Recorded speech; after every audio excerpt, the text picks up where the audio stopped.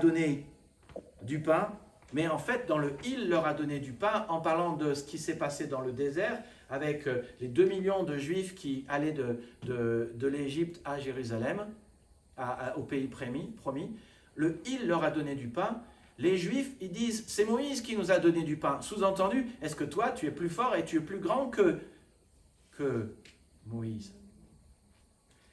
Et Jésus rectifie. Il réplique « Mon Père vous donne le vrai pain du ciel ». Et là, on peut s'interroger, pourquoi Jésus a dit vrai? Pourquoi Jésus a dit vrai? Ce qu'il est en train de dire, c'est que ce vrai pain, Jean 6, 33, donne la vie au monde. Ça, c'est le vrai pain. Et donc, il lui dit, mais Seigneur, donne-nous toujours ce pain. Ça ressemble un petit peu à l'histoire de la femme samaritaine avec Jésus. Où Jésus lui dit, si tu connaissais ce que je pouvais te donner, cette eau qui désaltère et qui abreuve, tu m'en demanderais tout de suite. Et elle dit, en fait, je te le demande, je veux boire de cette eau. Et si ça vous intéresse de savoir cette histoire, on va en discuter aussi dimanche prochain dans Jean 7, 37 et 39. Jésus a dit, si quelqu'un a soif, qu'il vienne à moi et qu'il boive. Alors ce vrai pain, quand Jésus dit « Mon Père vous donne le vrai pain du ciel », c'est quoi le vrai pain? Eh bien le vrai pain, c'est le pain qui donne la vie au monde. Jean 6, 33. Et ils disent « Seigneur, donne-nous toujours ce pain ». Et il répond « Je suis le pain de vie ». Ça c'est 6, 35. Au verset 47 et 48, il dit « Celui qui croit en moi a la vie éternelle, je suis le pain de vie ». Et il rajoute au verset 50, « Celui qui en mange ne meurt point, je suis le pain vivant qui est descendu du ciel. » Ça vous rappelle une réalité qu'on célèbre une fois par mois? Finalement, la Sainte Seine est un excellent symbole de cela. Si nous croyons en Jésus, nous mangeons le pain, nous buvons la coupe, et en fait, ça veut dire que nous adhérons à Jésus, et ça veut dire aussi qu'il est notre pain de vie. Alors, qu'est-ce que ça veut dire que Jésus est le pain de vie? Cela veut dire qu'il est comme la manne qui descend du ciel. Ça veut dire qu'il descend du ciel, mais en beaucoup mieux. Il vient de Dieu, du ciel, mais lui, comme c'est dit au verset 47, il donne la vie et il donne une vie éternelle. Et la vie éternelle, c'est une vie qui ne passe pas. Cela veut dire que si tu crois en lui, c'est aussi comme si tu le mangeais. Et ça veut dire qu'une fois que tu as adhéré à Jésus, c'est comme si tu le mangeais spirituellement. Il y a une communion entre Jésus et toi qui s'établit. Et ça veut dire aussi qu'une fois que tu l'as mangé et que tu as adhéré à lui, tu as sa vie en toi et cette vie ne passe pas. Rien ne peut la submerger, rien ne peut rouler par-dessus. Les circonstances ne sont pas plus fortes que la vie éternelle que Dieu met en toi. Cette vie est insubmersible. Qu'est-ce que ça change ? Regarde ce que Jésus dit dans Jean 6, 35. Vous avez toutes ces notes dans les notes du message. Regarde ce que Jésus dit dans Jean 6, 35. Qu'est-ce qu'il dit? Celui qui vient à moi n'aura jamais soin. Avec Jésus, si tu adhères à Jésus, si tu viens à Jésus, si tu es dans la communion de Jésus sur une base régulière, tu seras pleinement satisfait. D'où ma question. Es-tu satisfait dans ta vie? Sincèrement, honnêtement, tu es satisfait? Vers quoi ou vers qui te tournes-tu pour être satisfait? Une bonne bière? Le problème, c'est que la bière passe. Un bon repas? Le problème, c'est que le repas passe. Qu'est-ce qui te satisfait? Je suis heureux d'entendre ça. Mais il faut vraiment que tu te poses la question. Est-ce que tu te tournes vers les substances pour être satisfait? Ah, je me drogue. Ça, c'est mon truc. Oui, mais après quelques heures, la drogue est passée. Est-ce que tu te tournes vers les hommes? Je constate avec le temps, et ça reviendra, permettez mon humour, mais que parfois, les chrétiens des églises pensent que je suis là pour les rendre éternellement heureux. C'est l'hypothèse qui est fausse, mes amis. L'hypothèse est mauvaise. Si vous croyez que je suis là pour vous rendre éternellement heureux, vous allez être déçus et insatisfaits. Mes amis, je n'ai pas la vocation de vous rendre éternellement heureux, même si je le veux. Mais ce n'est pas ma mission. Par contre, c'est la mission de Jésus. Si vous croyez que je suis là pour vous rendre heureux, vous serez déçus. Mais tu vois, c'est l'hypothèse. Qu'est-ce qui me satisfait? Qu'est-ce qui me rend heureux? Est-ce que c'est les gens que je regarde qui me satisfont? Oh, avec le temps, nous avons tous compris que la réalité humaine, et je pense que tu dirais amen à cela, que la réalité humaine est simplement décevante. Les gens nous déçoivent. Les gens ne nous traitent pas comme on aimerait qu'ils nous traitent. Les gens ne se comportent pas comme on a prévu qu'ils nous traitent. Alors on est déçu par les autres. Et je crois que Dieu permet cela pour que nous comprenions qu'en fait, il n'y a que Jésus qui satisfait. Et mes amis, moi je le sais, il n'y a que Jésus qui satisfait. Et j'espère que toi aussi tu le sais. Ce n'est pas les substances, ce n'est pas les hommes, ce n'est pas l'argent, ce n'est pas le sexe qui vont te satisfaire. Si tu crois que ces choses vont te satisfaire, tu vas les utiliser, mais tu te trompes.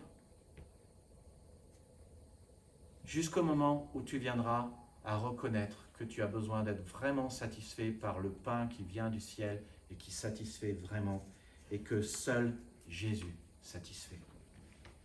Alors, au quotidien, comment le vivre? Note la nuance en Jean 6, 50. Quand Jésus dit « Je suis le pain vivant ». 2 fois, il dit « Je suis le pain de vie » et 1 fois, il dit « Je suis le pain vivant ». Quelle est la différence entre le pain de vie et le pain vivant? En disant le pain vivant, Jésus est le pain dans lequel la vie est continue. Et donc, il y a un accent sur le fait de ce que nous devons continuer d'en manger. Si nous en mangeons régulièrement, alors nous serons satisfaits.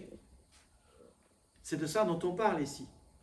Comment manger de Jésus régulièrement? Manger entre guillemets. Eh bien, justement, en demeurant en lui régulièrement, en lisant sa parole régulièrement, en priant régulièrement, en se rendant à l'église, au petit groupe régulièrement, en rencontrant Jésus régulièrement. Si j'adhère à Jésus, si je demeure en Jésus, alors je suis satisfait dans la durée. Deuxième point, Jésus a dit dans Jean 8, verset 12, « Je suis la lumière du monde ». Alors, le contexte de cette déclaration, cette fois, « Je suis la lumière du monde », c'est la femme adultère qui a eu la vie sauve. Juste avant, Jésus conclut, vous connaissez peut-être cette histoire, sinon je vous invite à la relire cette semaine, peut-être, c'est une très très bonne histoire. « Personne ne t'a condamné, dit Jésus à la femme qui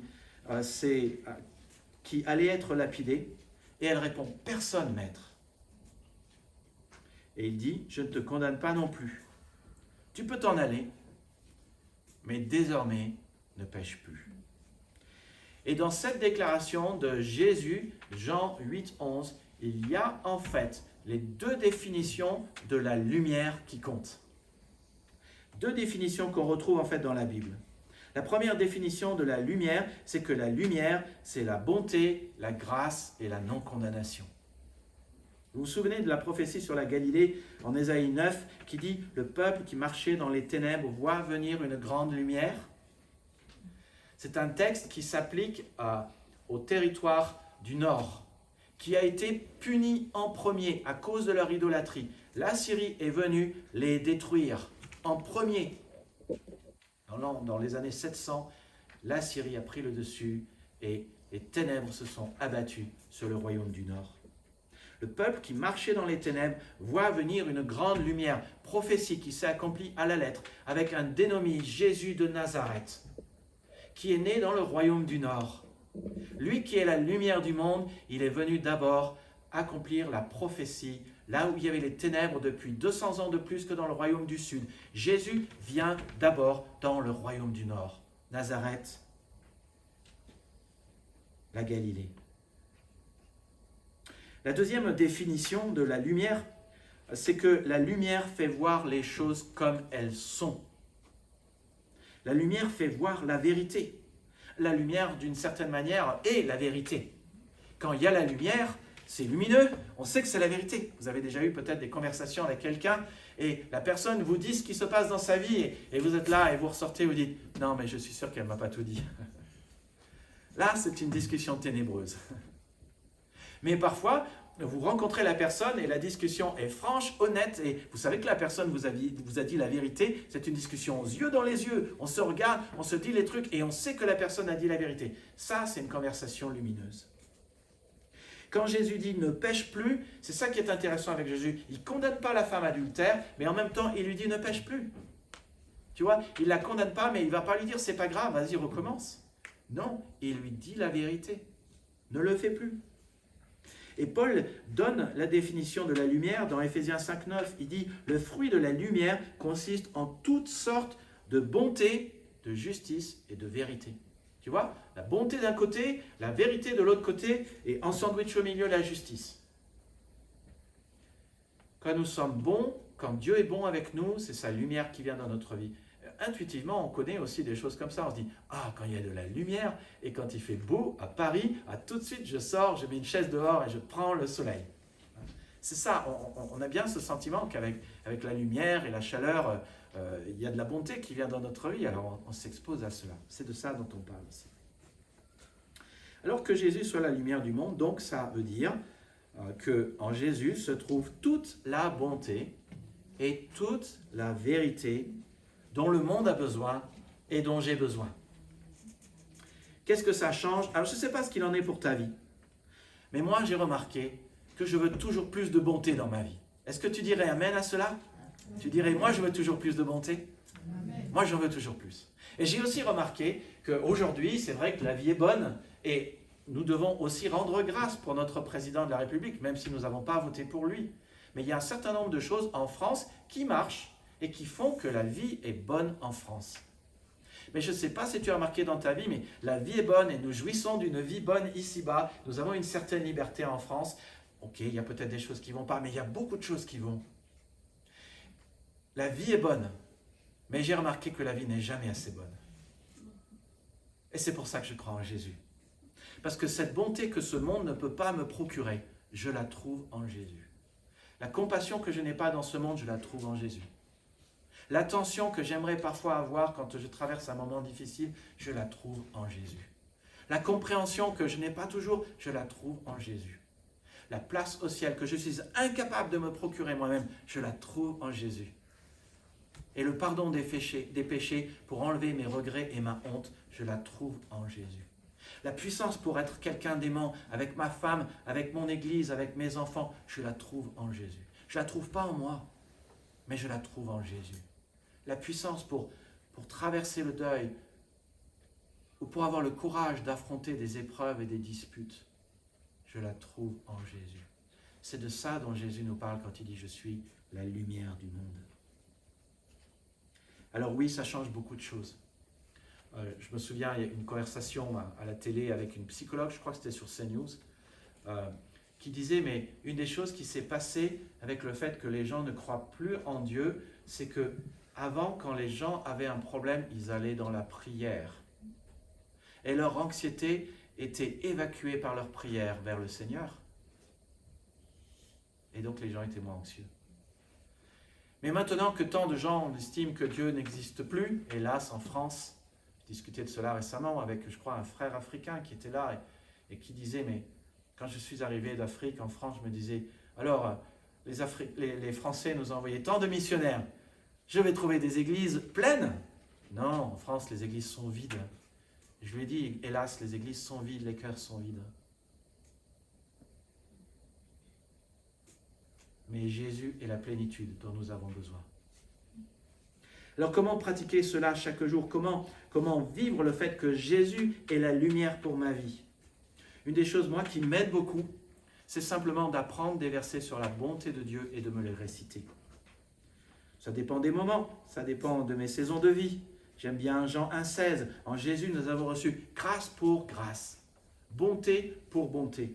J'aime bien Lamentation 3,21. Voilà ce que je veux repasser en mon cœur et qui me donnera de l'espérance, c'est que les bontés de l'Éternel ne sont pas épuisées. Elles se renouvellent chaque matin. J'aime bien Jérémie 29,11. Je connais les plans que j'ai formés pour vous, projets de paix et de bonheur. Quels que soient ces versets, je t'encourage à apprendre des versets qui nous parlent, qui te parlent de la bonté du Seigneur et que tu peux, comme Marie, repasser en ton cœur. Tu peux faire cela dans tes prières aussi. Et tu peux, dans tes prières, dire au Seigneur, Seigneur, merci pour cela. Merci parce que tu es le Père des lumières, chez lequel, de qui vient toute grâce et tout don excellent, chez lequel il n'y a ni changement, ni ombre de variation. Tu peux apprendre des versets comme ça et les réciter. Mais aussi, chaque jour, je tâche de me souvenir que j'ai besoin d'être éclairé. Que je n'ai pas la science infuse, que seul Dieu est Dieu. Jésus est venu pour éclairer les aveugles que nous sommes, toi et moi. Parce que je pense que nous serions d'accord pour dire que nous ne voyons jamais à 100%. Pas vrai? Nous ne voyons jamais à 100%. Et donc je peux prier ce que par exemple, David prie dans le psaume 139, verset 24. « Sonde-moi, ô Dieu, et regarde si je suis sur une mauvaise voie. » Pendant quelque temps, ce verset me torturait parce que je me disais, oui, mais Seigneur, en fait, je connais mes mauvaises voies, donc je n'ai pas trop envie d'être visité par mes mauvaises voies. Je n'ai pas trop envie que tu me visites et que tu me sondes. Mais comprends cette chose, c'est que Dieu est bon. Et si Dieu te sonde pour te montrer tes mauvaises voies, ce n'est pas pour t'écraser, ce n'est pas pour te décourager, ce n'est pas pour que tu restes au sol. C'est pour te manifester sa bonté et sa vérité, et que ça aille mieux dans ta vie.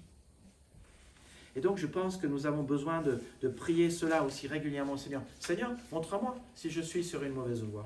Nous avons expérimenté cela avec Priscille. Nous avons prié cela, par exemple, quand nous sommes arrivés dans ce lieu-dit qui était appelé l'enfer à Torcy, dans l'Arche-Guédon, et nous sommes rentrés en disant, Seigneur, si ce n'est pas ta volonté, ferme la porte, fais que nous ne rentrions pas là. Mais montre-nous, parce que nous avons besoin d'être guidés. Et puis Jésus a dit, c'est la troisième déclaration, je suis la porte. Donc vous voyez bien, on était dans Jean 6, puis on est maintenant dans Jean 8, puis maintenant nous sommes dans Jean 10. Dans Jean 10, versets 7 et 9, Jésus a dit, je suis la porte. Alors, c'est très intéressant de voir tout ce que les hommes peuvent dire sur parfois des phrases de Jésus. Qu'est-ce que ça veut dire que Jésus est la porte ? Eh bien, pour comprendre ce qu'est la porte, il faut déjà comprendre que la porte, c'est la porte de la bergerie. Donc, il faut d'abord comprendre ce qu'est la bergerie. Et Jésus le dit dans Jean 10, 1, il dit clairement que, voilà, il y a une bergerie, il y a un bon berger. Jean chapitre 10, verset 1, il dit celui qui n'entre pas par la porte dans la bergerie, mais qui monte par ailleurs est un voleur et un brigand. Donc si tu veux comprendre ce qu'est la porte, il faut d'abord comprendre ce qu'est la bergerie. Alors, à l'époque, les bergeries n'étaient pas des maisons avec des toits. C'était une muraille de pierre relativement haute, probablement plus qu'1,50 m, pour que les bêtes sauvages ne puissent pas passer par-dessus, et qu'on puisse mettre le troupeau dedans. Il n'y avait pas de toit. Et qu'on puisse mettre le troupeau dedans, pour qu'il soit protégé des bêtes sauvages. Et pour que le troupeau ne sorte pas, le berger se couchait dans la porte. Alors, dans la porte, ou devant la porte, ou juste derrière la porte, mais c'était ça ce qui garantissait que les brebis ne sortaient pas et les bêtes sauvages ne rentraient pas. Donc quand Jésus dit « je suis la porte », ce qu'il est en train de dire, c'est que c'est lui qui couche devant la porte. C'est ça ce qu'il est en train de dire. Et ça veut dire surtout que la bergerie, alors il faut se poser la question, qu'est-ce que la bergerie? La bergerie, c'est le troupeau des brebis du Seigneur. Donc c'est son peuple. Et la bergerie est synonyme de protection. Tu vois, la bergerie est synonyme du troupeau et de protection. Alors qu'est-ce que ça veut dire que Jésus soit la porte? Cela veut dire d'abord que tu trouveras auprès de Jésus-Christ protection et sécurité. Protection et sécurité. Mais tu trouveras aussi en lui la possibilité de faire partie de son troupeau et donc de sa famille. Et tu trouveras de l'appartenance. Si tu veux de la protection, si tu veux de la sécurité, et si tu veux appartenir à sa famille et à son troupeau, il dit, c'est possible, mais ça passe par moi. Je suis la porte. Et il le dit, celui qui entre par moi sera sauvé, et il entrera, il sortira, il trouvera des pâturages.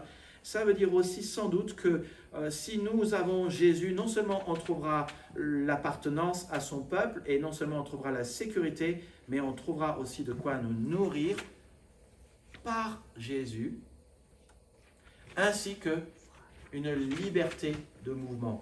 Quand Jésus dit « Celui qui entre par moi sera sauvé, il entrera, il sortira, il trouvera des pâturages », il met vraiment l'accent sur cette liberté de mouvement. Donc, famille, sécurité, salut, liberté, nourriture de l'âme, croissance, tout ça, c'est ce que nous apporte Jésus en étant la porte. Alors, qu'est-ce que ça change?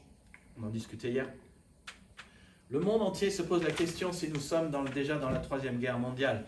Et c'est étonnant que tout le monde dit « Mais non, on n'est pas dans la Troisième Guerre mondiale. » Allez, arrêtez. Je veux dire, nous sommes déjà dans une Troisième Guerre mondiale. Bon, ma considération n'est pas politique. Ma considération, mon constat est simplement, si je puis dire, biblique. On ne va pas se mentir.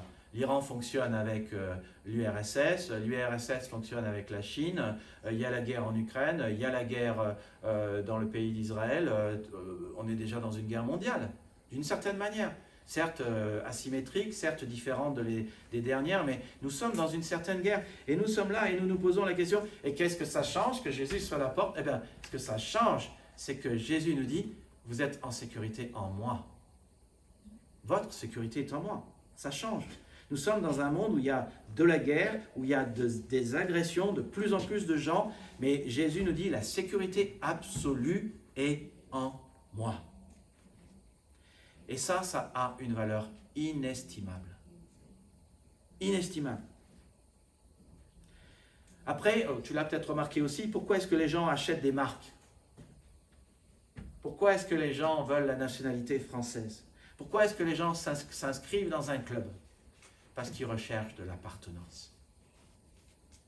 Ils veulent pouvoir dire, mais moi j'appartiens à ces gens-là. Moi j'appartiens à ceux qui achètent des ASICS. Moi j'appartiens à ceux qui vont à Basic Fit. Moi je suis un YouTuber. Tout ça c'est des questions d'appartenance. Nous avons besoin d'appartenir à un groupe plus grand. Parce qu'appartenir à un groupe plus grand fait que nous sommes plus forts. Mais ce qui est intéressant à comprendre, c'est qu'il n'y a aucun groupe qui dure. Aucun. Demain, il n'y aura plus YouTube. Un jour, il n'y aura plus de nation française, il n'y aura plus de nation américaine, et il n'y aura plus de nation russe. Les nations ne sont pas éternelles. Un jour, les choses changeront.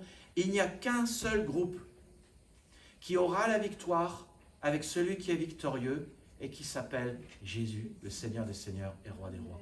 Et ce groupe s'appelle les brebis du Seigneur, le corps de Christ et la famille de Dieu. Et c'est pour ça que ça vaut la peine d'appartenir à Jésus et à son troupeau.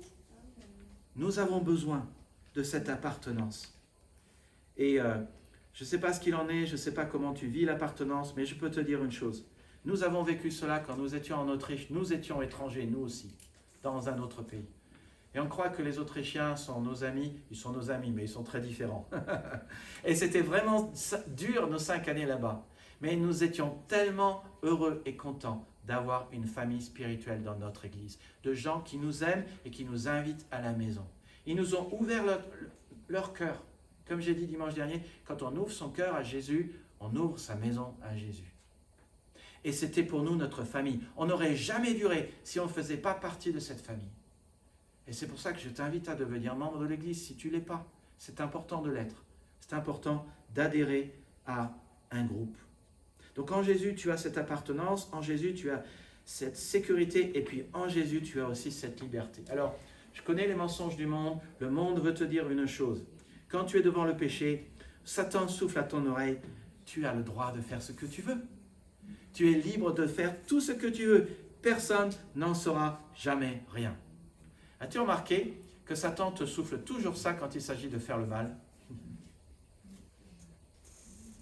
Mon ami, la vraie liberté, c'est pas simplement faire ce que tu veux pour choisir le mal. La vraie liberté, c'est quand tu as le mal devant les yeux, tu as le mal ici et tu as le bien ici et tu es capable de choisir. Ça, c'est la vraie liberté. La vraie liberté, c'est la compétence de pouvoir choisir le bien. C'est pouvoir, quand tu es en train de voir des choses que tu ne devrais pas voir à la télé, de dire on coupe parce que ce n'est pas édifiant. Et si tu n'arrives pas à couper, c'est que tu es esclave de ta télé. Ça, c'est la vraie liberté. La vraie liberté, c'est celle qui consiste à dire non pas je suis libre de ne pas jouer du piano, mais de faire un peu de piano et après de pouvoir dire oui, je peux faire un peu de piano. Tu vois, c'est d'apprendre des compétences et d'être capable de choisir, faire le bon choix entre deux choix.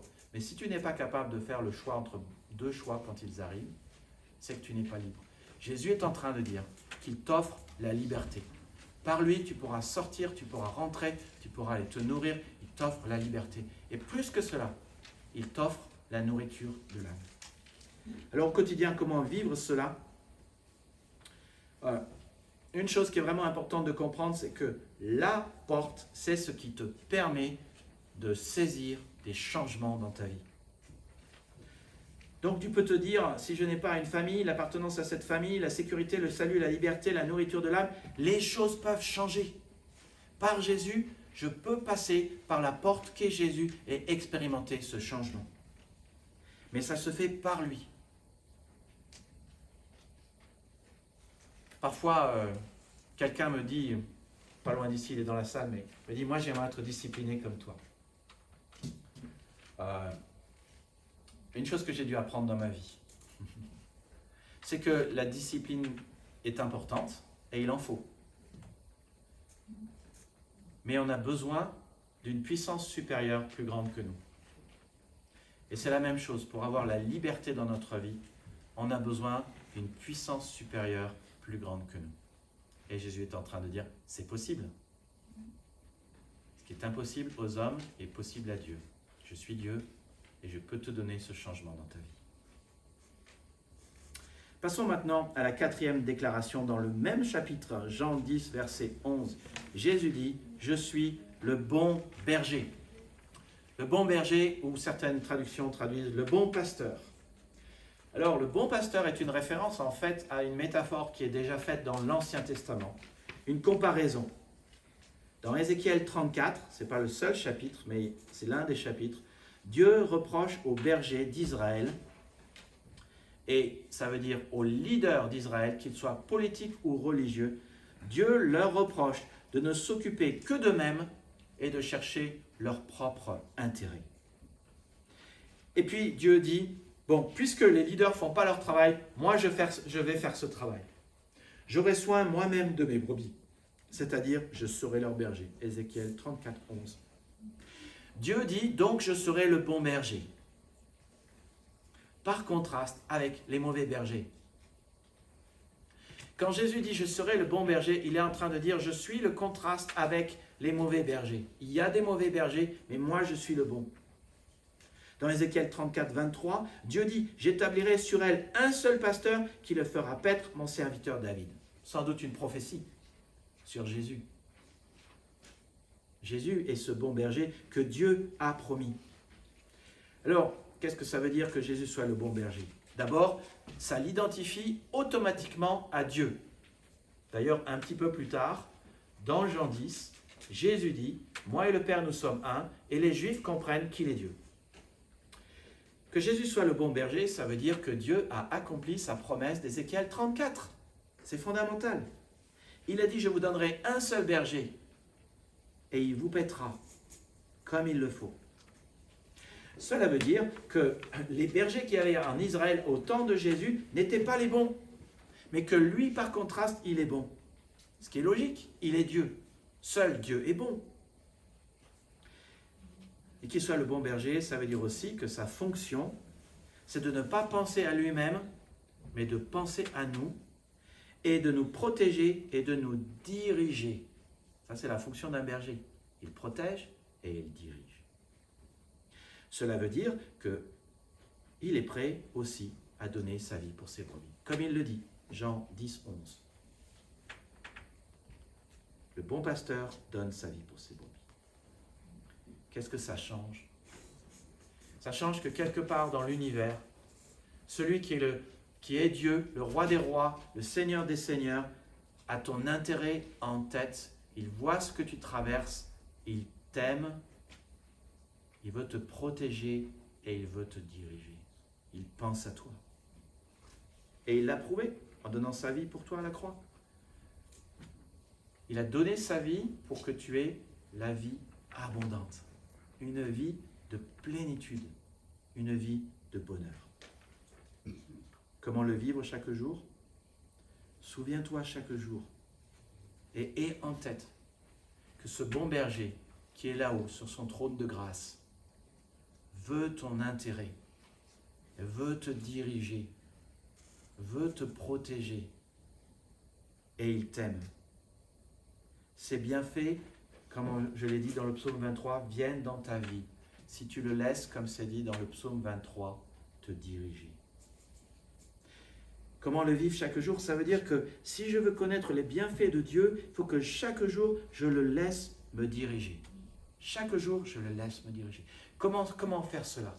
Ça veut dire que chaque jour, quand je commence la journée en le laissant me diriger et je suis prêt à faire sa volonté dans chacune des choses qu'il va me montrer que je dois faire.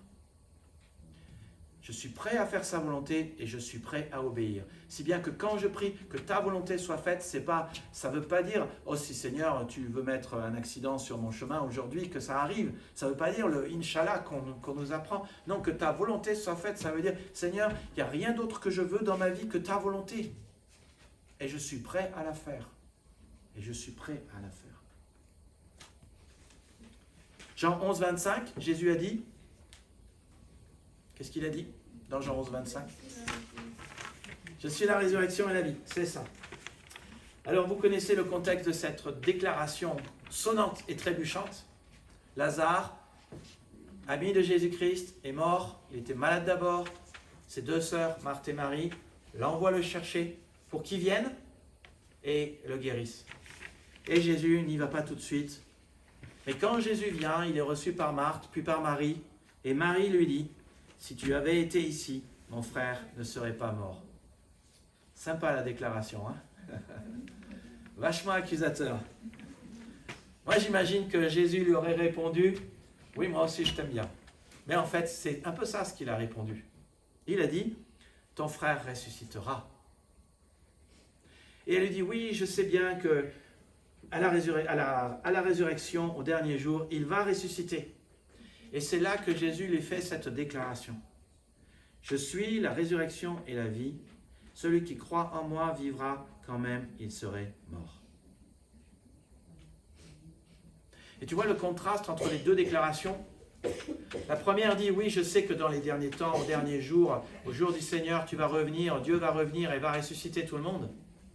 Et Jésus lui répond, non mais en fait tu ne comprends pas. La résurrection et la vie, c'est moi maintenant et c'est moi tout de suite. Et moi je peux changer le cours des choses. C'est ça ce que ça veut dire, je suis la résurrection et la vie. Jésus est la résurrection. Et ce n'est pas simplement une vérité abstraite pour plus tard. C'est aussi une vérité pas abstraite, parce qu'elle va vraiment se passer plus tard. Le jour du Seigneur, nous ressusciterons tous avec Jésus qui vient nous chercher dans les nuages. Ceux qui sont morts d'abord, puis ceux qui ne sont pas morts. Nous ressusciterons tous. Mais ce que Jésus est en train de dire, c'est que parce qu'il est la résurrection, Jésus peut tout changer maintenant. C'est ça dont il est en train de parler. Il a ce pouvoir. Qu'est-ce que ça change pour ta vie?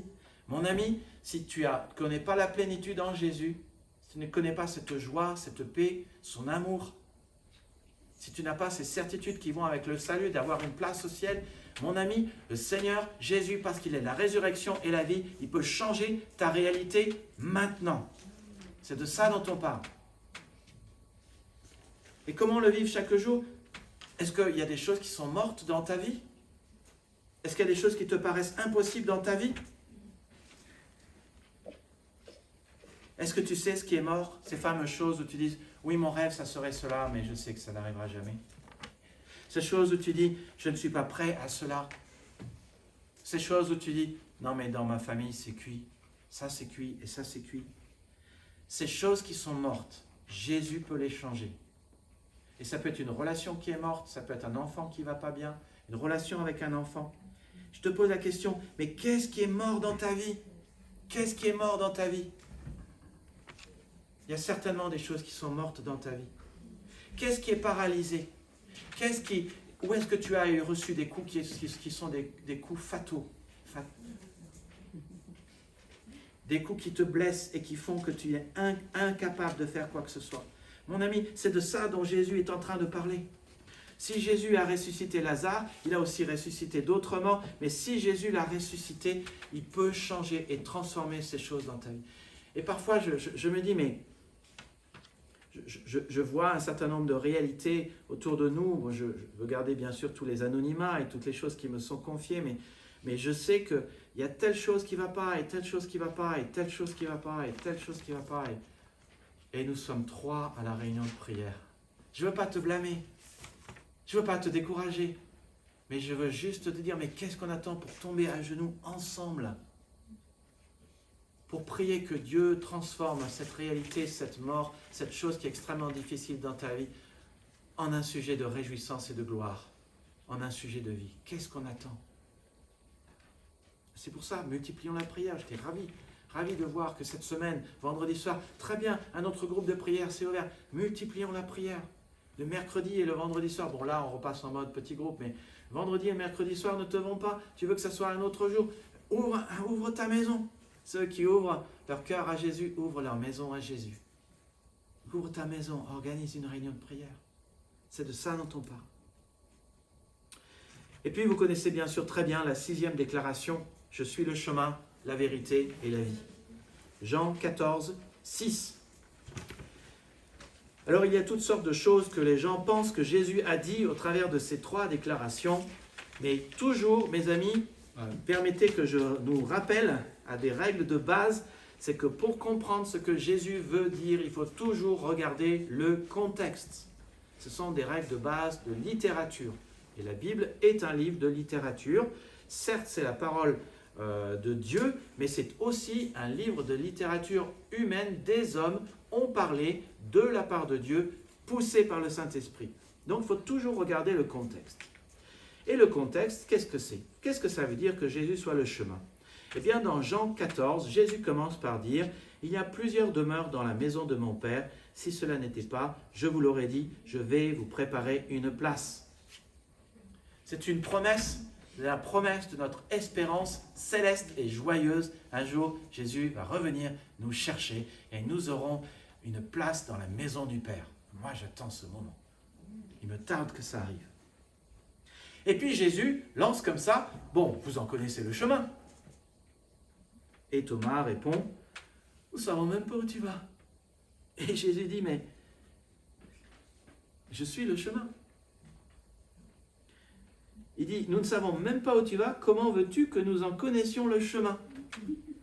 Et Jésus répond, « Je suis le chemin. » Et il y a aussi le discours après qui est important. Il dit, « Je vais au Père, mais quiconque, si vous m'avez vu, vous avez vu le Père. » Donc non seulement il est le chemin, mais il est la destination, puisqu'il va au Père et il représente le Père. Alors qu'est-ce que ça veut dire?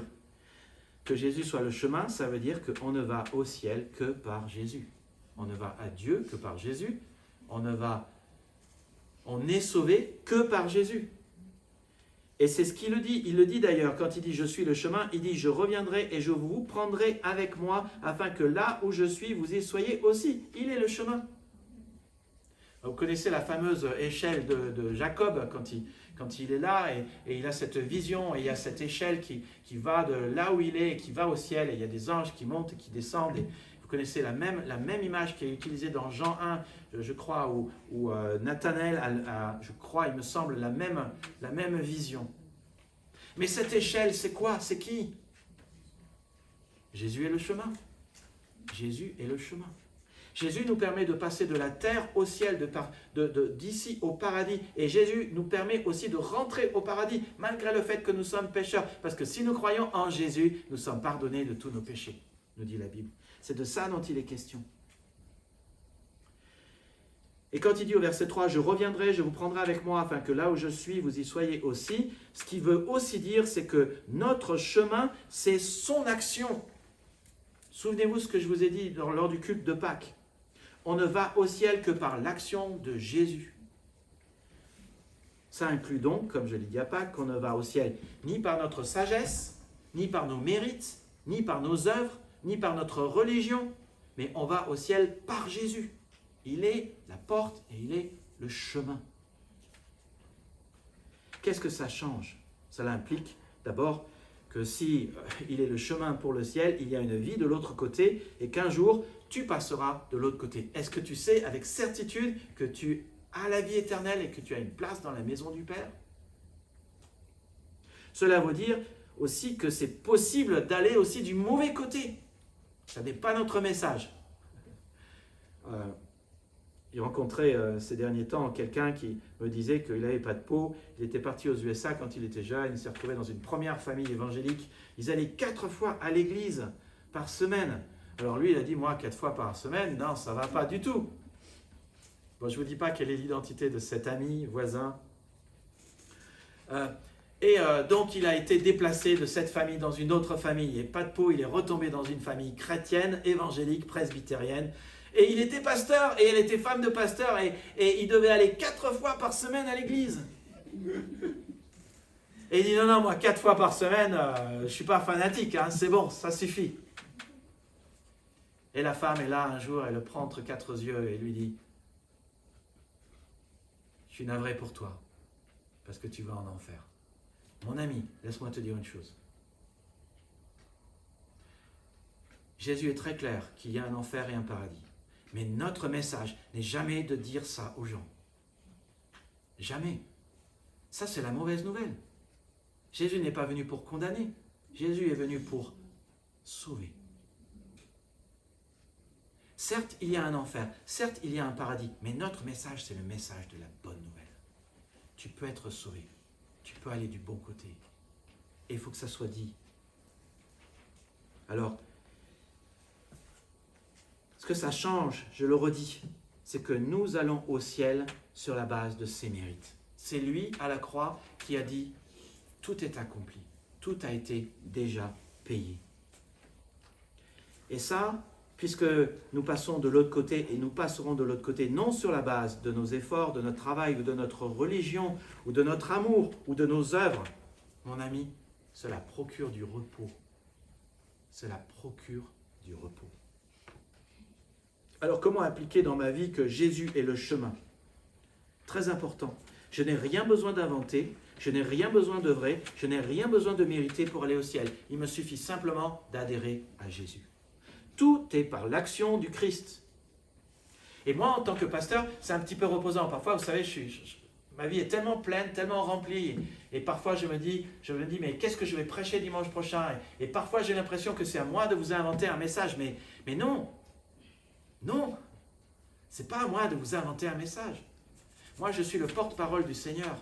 Je n'ai rien besoin de recréer. Et toi, c'est pareil. Tu es le porte-parole du Seigneur. Tu n'as rien besoin de recréer. Et nous pouvons nous reposer en Jésus. Et nous avons notre message, c'est Jésus. Il est le chemin, il est la porte, il est la vérité. Et on va au ciel uniquement parce qu'il a payé pour nous sur la base de ses mérites et pas de mes mérites. Et ça, pour moi, pasteur, c'est reposant. Ce n'est pas moi qui invente un message. Je prends le message de la parole de Dieu et je vous l'apporte. Je vous montre ce que Jésus a dit. Alors maintenant, qu'est-ce que ça veut dire que Jésus soit la vérité? Alors je reprends un extrait de mon message de Pâques, si vous n'étiez pas là. Certains disent que la vérité est mystérieuse et que peu de gens parviennent à la découvrir, ce qui en soi n'est pas très encourageant. Un autre leader religieux a dit « Cherchez la vérité avec moi ». Et quand il est mort, il a dit « Je n'ai toujours pas trouvé la vérité ». Ça, c'est très décourageant. Un autre leader religieux encore a dit être le véritable prophète de Dieu, que Dieu avait prophétisé dans Deutéronome 18, 18. Alors, Dieu a son avis sur ce sujet, et dans Jean chapitre 1, je crois que c'est Philippe de mémoire, à vérifier, mais je crois que c'est Philippe qui a dit que justement, nous avons trouvé celui dont Moïse parlait. C'est-à-dire que Jésus est le prophète de Deutéronome 18, 18. Et on reconnaît si cette personne est vraiment un prophète en ce que quand il dit des choses, ça s'accomplit. Jésus va à Jérusalem, il a envie de prendre des figues, il n'y a pas de figuier, il maudit le figuier, le soir il repasse dans le sens, bam, le figuier est mort. Voilà, ça c'est la preuve que Jésus est prophète. Jésus dit, Lazare sort et bam, Lazare ressuscite. Ça c'est la preuve que Jésus est un prophète. Jésus a dit que Jérusalem sera détruite par les Romains et Jérusalem a été détruite par les Romains. Ça, c'est la preuve qu'il est un prophète. De nombreuses fois, je crois, c'est 3 fois de suite dans des chapitres de Marc, il annonce Je vais être livré aux pharisiens, on va me crucifier, je vais être mis en croix, je serai 3 jours mort dans le tombeau et je vais ressusciter. 3 fois il l'a dit et c'est arrivé à la lettre. Ça, c'est la preuve que Jésus est le prophète et donc le prophète qui dit la vérité. Comment savoir si Jésus dit bien la vérité? La question des prophéties. Tout ce qu'il a dit, c'est toujours accompli. Et je pense, je répète ce verset parce que ça faisait partie d'un des messages que j'avais travaillé pour Pâques, verset que je vous redonne dans Jean 8, 25. Écoutez très très bien ce que Jésus dit. Il parle à ses opposants, aux pharisiens qui voulaient le crucifier. Quand vous aurez élevé le Fils de l'homme, c'est-à-dire le Messie, vous connaîtrez que je suis qui je suis. Jean 8, 25 et 28. Il est en train de dire qu'ils vont le mettre en croix et que ce sera la preuve qu'il est le Messie et le Fils de l'homme. Et qu'à ce moment-là, ils reconnaîtront que Jésus est bien ce qu'il a toujours dit être. Parce que Jésus s'est toujours appelé le Fils de l'homme. Mais le Fils de l'homme, ce n'est pas une allusion à ce que Jésus était humain, bien qu'il le soit, c'est une allusion au titre messianique qui est donné dans Daniel chapitre 7, qui dit que le Messie descend du Père, ici-bas sur la terre, dans les nuées. Le Fils de l'homme. Et qui vient pour régner et pour écraser les royaumes de cette terre. C'est de ça dont il est question. Jésus s'est toujours appelé Fils de l'homme. Et ce qu'il est en train de dire, c'est qu'un jour, ces gens-là vont le crucifier, vont l'élever, et ça sera la preuve. Et il y aura la preuve qu'il est bien le Fils de l'homme. Et cette preuve, mes amis, c'est que Jésus est ressuscité. Et le jour de l'ascension, 40 jours après Pâques, il est remonté dans les nuages. Il a fait le chemin inverse du Fils de l'homme qui est descendu du Père sur la terre. Il est passé de la terre au ciel, dans les nuages, prouvant ainsi qu'il est le Fils de l'homme. Et donc, il a toujours dit être Fils de Dieu, Fils de l'homme et Dieu lui-même, et la croix va le prouver. Et enfin, il est en train de dire, vous reconnaîtrez, ce qui est traduit que je suis qui je suis, en fait, dans le grec, c'est pas vous reconnaîtrez que je suis qui je suis, c'est vous reconnaîtrez que je suis. Et je suis, quand Moïse a dit à Dieu, bon, tu vas m'envoyer en Égypte, mais je connais même pas ton nom. S'il me demande ton nom, je dis quoi?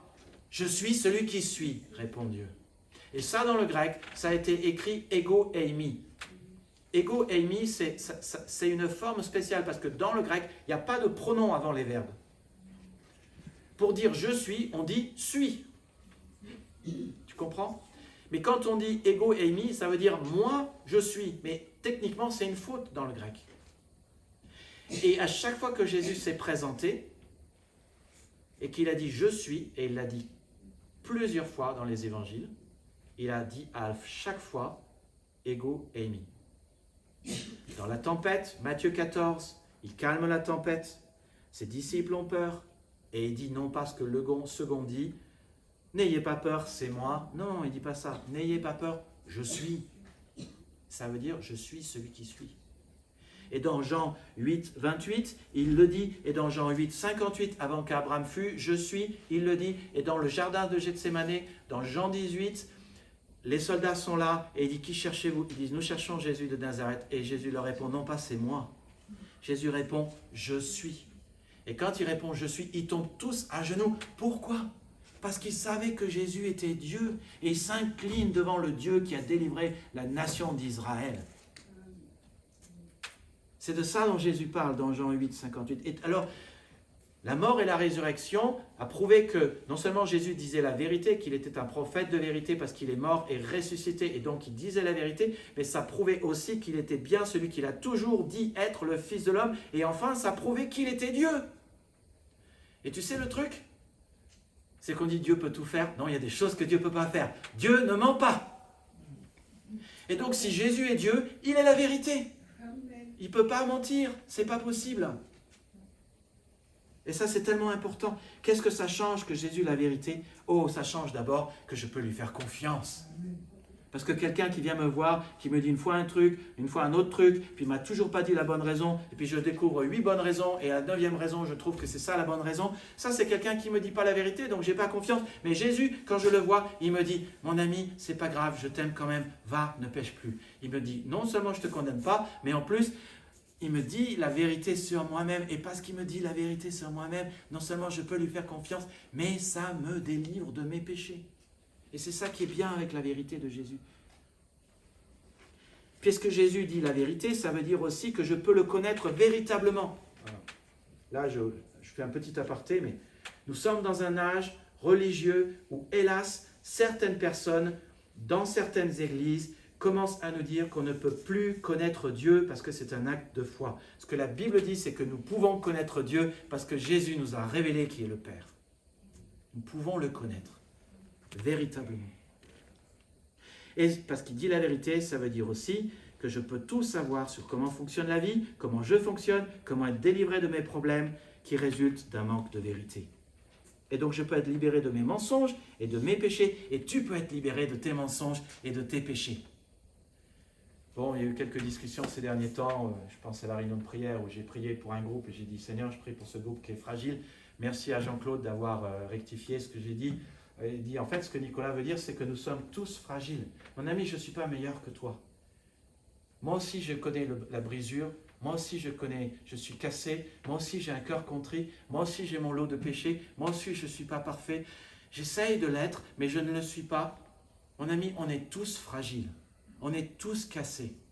On est tous en ayant besoin de restauration et de délivrance. Et ça, c'est ce que Jésus nous propose. Ça, c'est son programme. Alors, comment le mettre en pratique sur la base de tous les jours? Comme je vous ai dit la dernière fois, comme je l'ai dit à Pâques, Dieu t'aime, Dieu nous aime, et il désire juste une relation où l'amour est au centre avec toi. Et donc, tu peux avoir cette relation avec le Dieu de la Bible parce que Jésus a payé tes péchés à la croix, et tu peux lui faire confiance pour sa vérité, et tu peux chaque jour progresser dans la vérité parce que Jésus l'a dit, demeurez dans ma parole. Ainsi, vous serez mes disciples, vous connaîtrez la vérité et la vérité vous rendra libre. Est-ce que tu as besoin d'être libéré? Moi, j'en ai toujours besoin. J'ai fait un bon bout de chemin avec Jésus. J'étais libéré de pas mal de choses. Priscille connaît mes luttes internes. Certains d'entre vous connaissez mes luttes internes. J'ai toujours besoin d'être libéré. Mais on est fragile, mais auprès de Jésus, il y a cet amour qui réchauffe le cœur. Et il y a cette restauration et il y a cette guérison dont nous avons besoin, qu'il nous offre, mais elle va et elle est liée à la vérité. Et puis Jésus a dit, Jean 15, 1, nous approchons de la fin, je suis le vrai, je suis le vrai cep. Vous avez bien compris que Jésus ne parle pas de cep de Bordeaux. Moi qui suis du Limousin, qui adore les champignons, Jésus fait cette fameuse déclaration en Jean 15, verset 1. La vigne, dans l'Ancien Testament, a toujours été une image d'Israël. En disant qu'il est le vrai cep, il veut dire qu'à la différence d'Israël dégénérée et infructueuse, lui, il est le cep fructueux, régénérant, auquel il vaut la peine d'être connecté. Qu'est-ce que ça signifie qu'il soit le vrai cep? Ça veut dire qu'il est la bonne personne et la bonne entité à laquelle se connecter pour avoir la vie. Alors je le mets dans d'autres termes. Si tu es connecté à lui, tu ne connaîtras plus le dessèchement spirituel et la fatigue. Ou tu la connaîtras beaucoup moins. Qu'est-ce que ça change qu'il soit le cep? Ça change que nous n'avons rien à produire. Nous devons juste nous soucier d'être connectés à Jésus. Par la prière, la lecture de la parole de Dieu, la fréquentation des réunions de prière, le culte, nous devons juste rester connectés à lui. C'est aussi simple que ça. Comment puis-je mettre cela en pratique? Je viens de l'entendre tous les jours. Il suffit de le faire à la lettre, ce qu'on doit faire, demeurer en lui. Ne jamais perdre la connexion, ni dans notre culte personnel, ni dans notre journée, ni dans notre petit groupe. On va au petit groupe, on continue de le prier, on vit dans son amour, on va au culte le dimanche. Restez en connexion avec lui dans la durée. Persévérer dans son amour. Et cela implique tout ce que j'ai cité. Mais c'est aussi bien plus vaste que cela. Tu peux demeurer dans l'amour du Seigneur aussi en mettant de la musique de louange dans la voiture. Ou quand tu vas au travail. Il y a 1000 façons de rester connecté. Alors, je vous ai fait un résumé de tout ce qui finalement résume ce que Jésus a à t'offrir d'une assez bonne manière, je pense. Je pense que Jésus est même très fort. Il n'y a aucun homme qui a parlé comme lui. Hein. Il n'y a aucune personne qui est comme Jésus. Aucune. Alors, il y a des personnes qui disent être semblables à lui, mais il n'y en a aucune qui sont comme lui. Tout ce que Jésus a dit, je suis le pain, je suis la lumière, je suis la résurrection et la vie, je suis la porte, je suis le bon berger, je suis le cep. Tout ça, ça se résume en une chose, je suis celui qui suis. Lorsque Dieu a ordonné à Moïse de libérer son peuple, je vous l'ai dit, Moïse lui a demandé son nom et Dieu lui a dit, Exode 3,14, je suis celui qui suis. Cela veut dire, alors qu'est-ce que ça veut dire? Cela veut dire que Dieu n'a son existence définie par personne. Il ne la reçoit de personne, il est indépendant, il est l'existence même. Alors, les Bibles françaises, à mon grand étonnement, parce que nous avons été en Autriche, nous avons lu la Bible allemande, nous avons été aux États-Unis, nous avons lu les Bibles américaines. Les Bibles françaises, à mon grand étonnement, pensent que Dieu est en train de parler de supériorité temporelle, et c'est pour ça qu'ils l'ont appelé l'Éternel. Mais toutes les autres Bibles traduisent Seigneur. C'est juste une définition de sa supériorité. Il a reçu l'existence de personne, il ne la doit à personne, il a reçu la vie de personne, il est l'existence. Et il se définit par lui-même, je suis celui qui suis. Voilà, c'est comme ça. Et donc je vous ai dit, quand les 70 sages ont traduit de l'hébreu au grec, ils ont traduit ego et eimi, et cette phrase, Jésus la reprend plusieurs fois. Il la reprend dans Jean 8, 25, dans Matthieu 14, dans Jean 8, 58 et dans Jean 18, 4 et 5 et 6. Et tout le monde savait ce que ça voulait dire. C'est pour ça que les soldats sont tombés à terre. Donc quand il dit ego eimi, je suis, ça veut dire qu'il est l'égal de Dieu. Il a le même nom et donc il est le Seigneur, il est l'Éternel. Il est l'existence même. Jésus a toujours dit être Dieu. Il est l'existence même de qui découle. Et la Bible le dit, il est l'alpha et l'oméga. Il est la source et il est le consommateur de notre foi. Et il est le pain de vie, la lumière, la porte, le bon berger, la résurrection, la vie, le chemin, la vérité. Tout est de lui et par lui. Et si je peux résumer, Jésus est tout. Ça résume tout. Voilà, c'est simple. Ça change qu'en lui, nous avons l'existence, la vie abondante et la vie éternelle et la plénitude. Ce qui vous ramène à ce fameux verset sur lequel je me suis converti. Vous avez tout pleinement en lui. Quelles que soient les choses difficiles que tu traverses, tu n'as pas tes papiers, tu connais des conflits, tu es dans le deuil, tu es dans une période sombre, tu as peut-être un péché, une addiction, tu es peut-être dépressif, tu as connu un divorce, tu as été abusé. Tout cela, Jésus peut le balayer. Je n'ai pas dit qu'il peut le balayer du jour au lendemain. Il peut le balayer, ça peut être progressif. C'est lui qui décide. Mais tout cela peut être balayé par Jésus. Comment le mettre en pratique? Jésus a dit, celui qui croit au Fils a la vie éternelle. Choisissez d'adhérer volontairement à Jésus. Je me souviendrai toujours de ce commentaire de Colossiens que je lisais. Le commentateur disait, en parlant de Colossiens 2,10, vous avez tout pleinement en lui. Il disait, est-ce que vous avez le sentiment, cher lecteur, que votre vie connaît la plénitude de Jésus? Et à ce moment-là, j'étais amoureux de filles et j'étais déçu moi-même et pas remarqué par ce qui me semblait être la chose la plus importante qui existe, les filles. Déprimé au fond de moi-même, ma réponse était non, je ne connais pas cette plénitude. Et la personne disait, le commentateur disait, alors, si vous aimeriez cette plénitude, vous pouvez laisser Jésus venir vivre dans votre cœur. Mais je vais être sérieux avec vous, disait-il. Et je lui suis tellement reconnaissant parce qu'il a été sérieux avec moi. Il m'a dit les choses. Permettez que je vous dise ce qu'il m'a dit à ce moment-là. Mais vous devez donner à Jésus la première place, l'unique place et toute la place. Et ça implique, et c'est ce que j'ai fait ce jour-là. Et ça a été une porte que j'ai prise. Je suis passé par Jésus ce jour-là. Et ce jour-là, j'ai dit, Seigneur, je te donne la place, la première place, l'unique place et toute la place. Mais si tu fais cela, mon ami, il faut que tu sois sérieux. Après, il y a la question de lire la Bible et prier. Lire la Bible et prier. Aller dans une église régulièrement. Et tu es là, je ne sais pas qu'est-ce qui te satisfait dans ta vie. Les hommes ne satisfont pas, ils déçoivent. Parfois il y a de la joie aussi, mais ils déçoivent. Les substances ne satisfont pas. Trop travailler, on sait, ça ne satisfait pas. La fatigue, ça ne satisfait pas. Il y a beaucoup de choses qui ne satisfont pas. Le deuil, le divorce, les abus, tout ça, hélas, sont des choses difficiles à vivre. Et ça laisse des blessures presque indélébiles. Est-ce que tu veux connaître cette plénitude? Si c'est le cas, je t'invite à prier.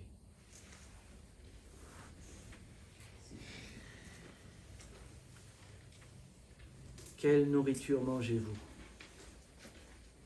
Avez-vous besoin d'un changement? Qu'est-ce qui est mort et impossible dans votre vie? Avez-vous besoin que ce qui est mort soit transformé en vie? Allez-vous dans la maison du Père? Jésus aujourd'hui, en disant qu'il est le pain de vie, la lumière du monde, la porte, le bon berger, la résurrection, le chemin, la vérité, la vie, et le Seigneur, l'existence même, peut vous donner vraiment cette plénitude. Si vous aimeriez avoir votre vie transformée et ne pas rester dans les conflits, dans le deuil, dans les blessures, dans les faux espoirs, dans les mensonges, vous pouvez avoir cette vie transformée. Je vous invite à répéter après moi ces phrases. Seigneur, je veux te donner mon cœur.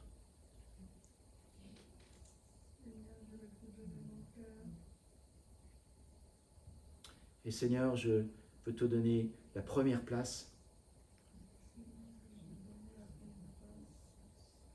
Je veux te donner l'unique place. Et je veux te donner toute la place. Pardonne-moi que je n'avais pas compris toutes ces choses avant.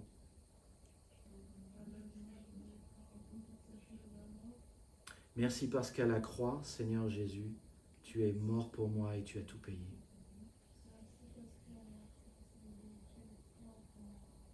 Merci parce que tu es le pain de vie, tu satisfais. Merci parce que tu es le chemin, je vais au ciel grâce à toi.